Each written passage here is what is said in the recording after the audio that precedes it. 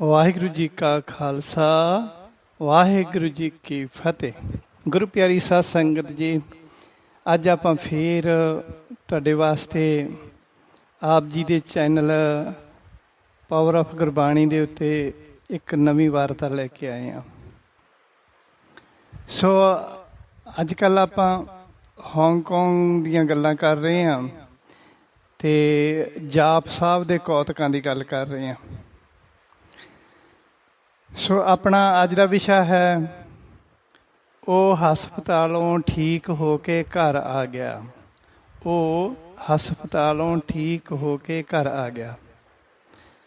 ਸੋ ਗੁਰੂ ਪਿਆਰੀ ਸਾਧ ਸੰਗਤ ਜੀ, ਅੱਜ ਆਪਾਂ ਹਾਂਗਕਾਂਗ ਦੀ ਇੱਕ ਹੋਰ ਵਾਰਤਾ ਸਾਂਝੀ ਕਰਦੇ ਹਾਂ।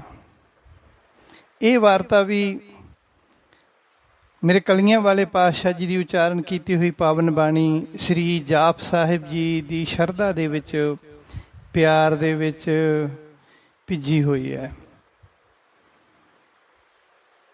ਸੋ ਇਹ ਗਾਥਾ ਉਦੋਂ ਦੀ ਹੈ ਜਦੋਂ ਮੈਂ ਦੂਜੀ ਵਾਰ ਹਾਂਗਕਾਂਗ ਗਿਆ ਸੀ।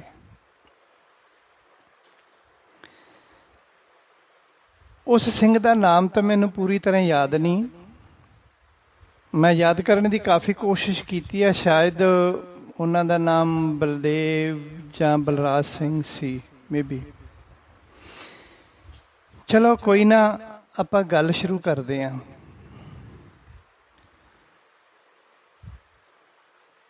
ਉਹ ਸਿੰਘ ਬਹੁਤ ਸਖਤ ਬਿਮਾਰ ਸੀ ਅਤੇ ਵੈਂਟੀਲੇਸ਼ਨ ਉੱਤੇ ਪਿਆ ਸੀ। ਉਸ ਦੇ ਸਾਰੇ ਖੂਨ ਦੇ ਵਿੱਚ, ਸਾਰੇ ਬਲੱਡ ਦੇ ਵਿੱਚ ਇਨਫੈਕਸ਼ਨ ਫੈਲ ਚੁੱਕੀ ਸੀ ਅਤੇ ਉਸ ਦਾ ਸਾਰਾ ਖੂਨ ਬਦਲਿਆ ਜਾ ਰਿਹਾ ਸੀ। ਉਸ ਨੂੰ 2 ਵਾਰ ਵੱਡਾ ਹਾਰਟ ਅਟੈਕ ਵੀ ਆ ਚੁੱਕਿਆ ਸੀ, ਜਿਸ ਕਰਕੇ ਡਾਕਟਰ ਅਤੇ ਘਰ ਵਾਲੇ ਬਹੁਤ ਪਰੇਸ਼ਾਨ ਸਨ। ਇੱਕ ਦਿਨ ਮੈਂ ਮਕਾਓ ਗਿਆ ਸੀ। ਉੱਥੇ ਹੀ ਮੇਰੇ ਨਾਲ ਸਾਥੀ ਬਣ ਕੇ ਗਏ ਹੋਏ ਹਾਂਗਕਾਂਗ ਦੇ ਸਿਟੀਜ਼ਨ ਦੇ ਫੋਨ ਉੱਤੇ ਇੱਕ ਫੋਨ ਆਇਆ ਸੀ ਅਤੇ ਉਹ ਫੋਨ ਕਰਨ ਵਾਲੇ ਵਾਰ-ਵਾਰ ਮੇਰੇ ਨਾਲ ਫੋਨ ਉੱਤੇ ਗੱਲ ਕਰਨ ਦੀ ਜਿੱਦ ਕਰ ਰਹੇ ਸੀ।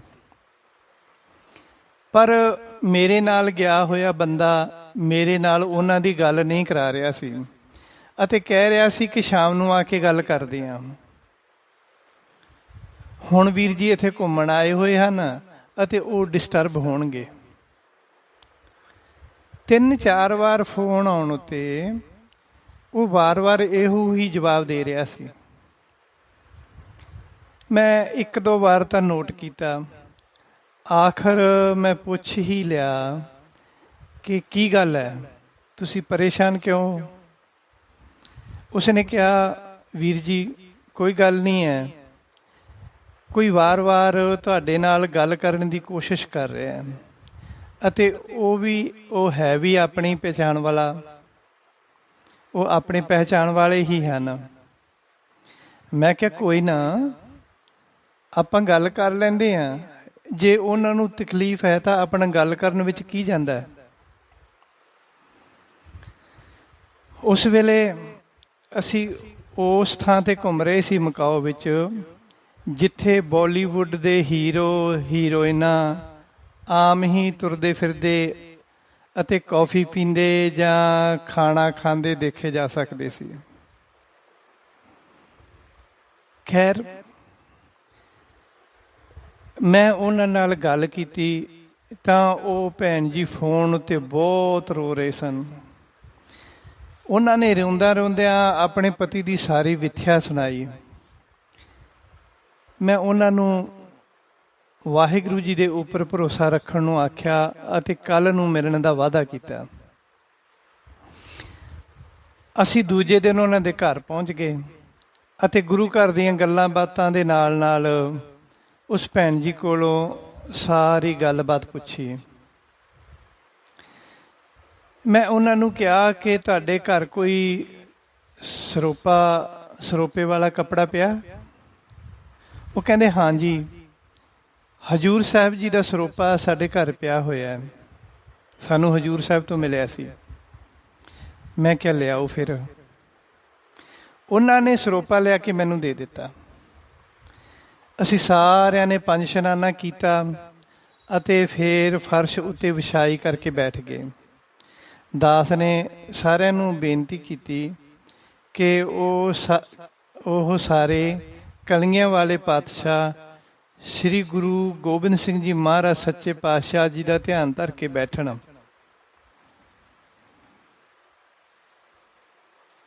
ਉਹ ਸਾਰੇ ਇਸ ਤਰ੍ਹਾਂ ਹੀ ਬੈਠ ਗਏ ਮੇਰੇ ਨਾਲ ਹੀ, ਅੱਖਾਂ ਬੰਦ ਕਰਕੇ। ਫਿਰ ਦਾਸ ਨੇ ਸਰੋਪੇ ਨੂੰ ਹੱਥ ਵਿੱਚ ਫੜ ਕੇ ਜਾਪ ਸਾਹਿਬ ਜੀ ਦੇ 7 ਪਾਠ ਕੀਤੇ। ਜਾਪ ਸਾਹਿਬ ਜੀ ਦੇ 7 ਪਾਠ ਕੀਤੇ ਅਤੇ ਬਾਅਦ ਵਿੱਚ ਸਾਰਿਆਂ ਨੇ ਖੜੇ ਹੋ ਕੇ ਉਸ ਸਿੰਘ ਦੀ ਚੜ੍ਹਦੀ ਕਲਾ ਅਤੇ ਤੰਦਰੁਸਤੀ ਦੀ ਅਰਦਾਸ ਕੀਤੀ। ਉਸ ਤੋਂ ਬਾਅਦ ਮੈਂ ਉਹਨਾਂ ਨੂੰ ਆਖਿਆ ਕਿ ਕੱਲ੍ਹ ਨੂੰ ਇਹ ਸਰੋਪਾ ਲਿਜਾ ਕੇ ਉਸ ਸਿੰਘ ਦੇ ਸਿਰਹਾਣੇ ਰੱਖ ਦੇਣਾ। ਦਸ਼ਮੇਸ਼ ਪਿਤਾ ਜੀ ਮਿਹਰ ਕਰਨਗੇ ਅਤੇ ਉਹ ਜਲਦੀ ਹੀ ਠੀਕ ਹੋ ਜਾਣਗੇ। ਪਰ ਹੁਣ ਇਹ ਸਰੋਪਾ ਤੁਸੀਂ ਕਿਸੇ ਉੱਚੀ ਥਾਂ ਉੱਤੇ ਰੱਖ ਦਿਓ। ਉਹ ਘਰ ਵਾਲੇ ਵਾਰ-ਵਾਰ ਕਹਿ ਰਹੇ ਸੀ ਕਿ ਵੀਰ ਜੀ ਤੁਸੀਂ ਸਾਡੇ ਨਾਲ ਹਸਪਤਾਲ ਚੱਲੋ, ਇੱਕ ਵਾਰ ਉਹਨਾਂ ਨੂੰ ਦੇਖ ਲਵੋ। ਮੈਂ ਕਿਹਾ ਮੇਰੇ ਜਾਣ ਨਾਲ ਕੀ ਹੋਣਾ? ਜਦੋਂ ਕਲਗੀਆਂ ਵਾਲੇ ਪਾਤਸ਼ਾਹ ਜੀ ਦਾ ਆਸ਼ੀਰਵਾਦ ਸਰੋਪਾ ਤੁਹਾਡੇ ਨਾਲ ਜਾ ਰਿਹਾ ਹੈ, ਤੁਸੀਂ ਸਰੋਪਾ ਲੈ ਕੇ ਜਾ ਰਹੇ ਹੋ, ਮੈਂ ਕੀ ਕਰੂੰਗਾ ਜਾ ਕੇ ਉੱਥੇ? ਪਰ ਉਹ ਬਹੁਤ ਜਿੱਦ ਕਰ ਰਹੇ ਸੀ। ਉਹਨਾਂ ਦਿਨਾਂ ਵਿੱਚ ਉੱਥੋਂ ਦੀ ਇੱਕ ਲੜਕੀ ਮੇਰੇ ਨਕਸ਼ੇ ਕਦਮ ਉੱਤੇ ਚੱਲ ਰਹੀ ਸੀ ਅਤੇ ਉਸਨੇ ਨਾਮ ਬਾਣੀ ਦਾ ਅਭਿਆਸ ਕਰਕੇ ਕਾਫੀ ਅਵਸਥਾ ਪ੍ਰਾਪਤ ਕਰ ਲਈ ਸੀ। ਉਹ ਹਾਂਗਕਾਂਗ ਦੀ ਯੰਗ ਜਨਰੇਸ਼ਨ ਨੂੰ ਗੁਰਬਾਣੀ ਵਾਲੇ ਪਾਸੇ ਵਧੀਆ ਤਰੀਕੇ ਨਾਲ ਪ੍ਰੇਰਿਤ ਵੀ ਕਰ ਰਹੀ ਸੀ। ਮੈਂ ਕਿਹਾ ਤੁਸੀਂ ਇਸ ਲੜਕੀ ਨੂੰ ਨਾਲ ਲੈ ਜਾਓ, ਤੁਸੀਂ ਇਹ ਸਮਝੋ ਕਿ ਮੈਂ ਹੀ ਜਾ ਰਿਹਾ। ਫਿਰ ਮੈਂ ਉਸ ਲੜਕੀ ਨੂੰ ਸਮਝਾ ਦਿੱਤਾ ਕਿ ਪਹਿਲਾਂ ਮਰੀਜ਼ ਦੇ ਸਾਹਮਣੇ ਖੜੇ ਹੋਣਾ ਅਤੇ ਫਿਰ ਮਰੀਜ਼ ਦੇ ਕੋਲੇ ਖੜੇ ਹੋ ਕੇ ਮੂਲ ਮੰਤਰ ਦਾ ਪਾਠ ਕਰਨਾ। ਫਿਰ ਗੱਲਾਂ ਵਿੱਚ ਹੀ ਉਸ ਦੇ ਸਿਰ ਉੱਤੇ ਹੱਥ ਫੇਰ ਦੇਣਾ। ਇਸ ਤਰ੍ਹਾਂ ਕਰਦਿਆਂ ਕਿਸੇ ਨੂੰ ਪਤਾ ਨਾ ਚੱਲੇ। ਦੂਜੇ ਦਿਨ ਉਹਨਾਂ ਨੇ ਮਰੀਜ਼ ਨੂੰ ਮਿਲਣ ਦੀ ਪਰਮਿਸ਼ਨ ਲੈ ਕੇ ਉਹ ਸਰੋਪਾ ਉਸ ਸਿੰਘ ਦੇ ਸਿਰਹਾਣੇ ਰੱਖ ਦਿੱਤਾ ਅਤੇ ਉਸ ਲੜਕੀ ਨੇ ਉਸੇ ਤਰ੍ਹਾਂ ਹੀ ਕੀਤਾ। ਫਿਰ ਉਹ ਘਰ ਵਾਲੇ ਹਰ ਰੋਜ਼ ਆਪਣੇ ਘਰ ਵਿੱਚ ਬੈਠ ਕੇ ਸ੍ਰੀ ਜਾਪ ਸਾਹਿਬ ਜੀ ਦਾ ਪਾਠ ਪ੍ਰੇਮ ਦੇ ਨਾਲ ਕਰਦੇ ਰਹੇ। 3 ਕੁ ਦਿਨਾਂ ਬਾਅਦ ਉਹ ਸਿੰਘ ਵੈਂਟੀਲੇਸ਼ਨ ਤੋਂ ਬਾਹਰ ਆ ਗਿਆ ਅਤੇ ਨਾਰਮਲ ICU ਵਾਰਡ ਵਿੱਚ ਚਲਾ ਗਿਆ। ਉੱਥੇ ਉਹ 5 ਦਿਨ ਰਿਹਾ। ਗੁਰੂ ਕਲਗੀਆਂ ਵਾਲੇ ਪਾਤਸ਼ਾਹ ਜੀ ਦੀ ਮਿਹਰ ਨਾਲ ਉਹ ਸਿੰਘ ਪੂਰੇ ਹਫ਼ਤੇ ਦੇ ਅੰਦਰ ਠੀਕ ਹੋ ਕੇ ਆਪਣੇ ਘਰ ਆ ਗਿਆ। ਉਸ ਨੂੰ ਤੰਦਰੁਸਤ ਦੇਖ ਕੇ ਸਾਰੇ ਪਰਿਵਾਰ ਦੀ ਖੁਸ਼ੀ ਦਾ ਕੋਈ ਅੰਤ ਨਹੀਂ ਸੀ। ਉਹ ਕਲਗੀਆਂ ਵਾਲੇ ਪਾਤਸ਼ਾਹ ਜੀ ਦਾ ਲੱਖ ਵਾਰ ਸ਼ੁਕਰ ਕਰ ਰਹੇ ਸਨ। ਸੋ ਸੰਗਤ ਜੀ, ਇਸ ਤਰ੍ਹਾਂ ਕਲਗੀਆਂ ਵਾਲੇ ਪਾਤਸ਼ਾਹ ਜੀ ਦੀ ਬਾਣੀ ਸ੍ਰੀ ਜਾਪ ਸਾਹਿਬ ਜੀ ਦਾ ਜ਼ਾਹਰਾ ਕਰਾਮਾਤ ਵਰਤ ਗਈ। ਸ੍ਰੀ ਜਾਪ ਸਾਹਿਬ ਜੀ ਦੀ ਜ਼ਾਹਰਾ ਕਰਾਮਾਤ ਵਰਤ ਗਈ। ਸਤਿਗੁਰੂ ਜੀ ਨੇ ਆਪਣੇ ਬਿਰਧ ਬਾਣੇ ਦੀ ਆਪ ਲਾਜ ਰੱਖੀ। ਇਸ ਤਰ੍ਹਾਂ ਅਸੀਂ ਵੀ ਸ੍ਰੀ ਗੁਰੂ ਗ੍ਰੰਥ ਸਾਹਿਬ ਜੀ ਦੀ ਬਾਣੀ ਅਤੇ ਦਸਮ ਗ੍ਰੰਥ ਜੀ ਦੀ ਬਾਣੀ ਨੂੰ ਸ਼ਰਧਾ ਨਾਲ ਪੜ੍ਹ ਕੇ ਆਪਣੇ ਆਪ ਨੂੰ ਅੰਦਰੂਨੀ ਤੌਰ ਉੱਤੇ ਤਾਕਤਵਰ ਬਣਾ ਕੇ ਆਪਣੀ ਕਿਸੇ ਵੀ ਸਮੱਸਿਆ ਦਾ ਹੱਲ ਕਰ ਸਕਦੇ ਹਾਂ।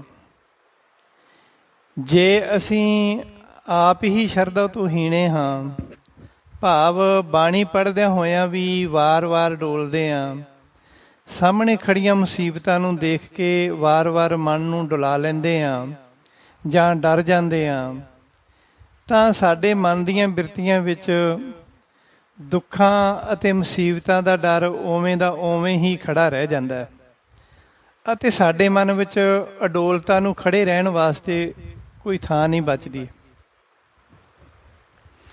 ਜਿਸ ਤਰ੍ਹਾਂ ਪਤਨੀ ਆਪਣੇ ਪਤੀ ਦੀ ਹਰ ਤਕਲੀਫ ਦੇ ਵਿੱਚ ਉਸ ਦੇ ਨਾਲ ਅਡੋਲ ਖੜੀ ਰਹਿੰਦੀ ਹੈ, ਬਿਨਾਂ ਘਬਰਾਏ ਤੋਂ ਪਤੀ ਦੇ ਨਾਲ ਦੀਵਾਰ ਬਣ ਕੇ ਖੜੀ ਰਹਿੰਦੀ ਹੈ, ਉਸੇ ਤਰ੍ਹਾਂ ਸਾਨੂੰ ਵੀ ਆਪਣੀ ਆਤਮਾ ਨੂੰ ਬਲਵਾਨ ਬਣਾ ਕੇ ਕਿਲੇ ਦੀ ਦੀਵਾਰ ਵਾਂਗ ਅੜੇ ਰਹਿਣਾ ਚਾਹੀਦਾ, ਤਾਂ ਕਿ ਸਾਡਾ ਪਰਿਵਾਰ ਅਤੇ ਸਾਡੇ ਆਪਣੇ ਸਾਡੇ ਪਰਛਾਵੇਂ ਥੱਲੇ ਸੁੱਖ ਮਾਣਦੇ ਰਹਿਣ, ਆਨੰਦ ਮਾਣਦੇ ਰਹਿਣ, ਸਾਡੇ ਪਰਿਵਾਰ ਦੀਆਂ ਖੁਸ਼ੀਆਂ ਬਣੀਆਂ ਰਹਿਣ, ਸਾਡੀਆਂ ਕਮਾਈਆਂ ਵਿੱਚ ਬਰਕਤਾਂ ਬਣੀਆਂ ਰਹਿਣ, ਅਸੀਂ ਹਮੇਸ਼ਾ ਹੀ ਸੁੱਖ ਮਾਣਦੇ ਰਹੀਏ। ਸੋ ਸੰਗਤ ਜੀ, ਅੱਜ ਦੀ ਵੀਡੀਓ ਦੇ ਵਿੱਚ ਇੰਨਾ ਹੀ। ਬਾਕੀ ਮਿਲਦੇ ਹਾਂ ਅਗਲੀ ਵੀਡੀਓ ਦੇ ਵਿੱਚ।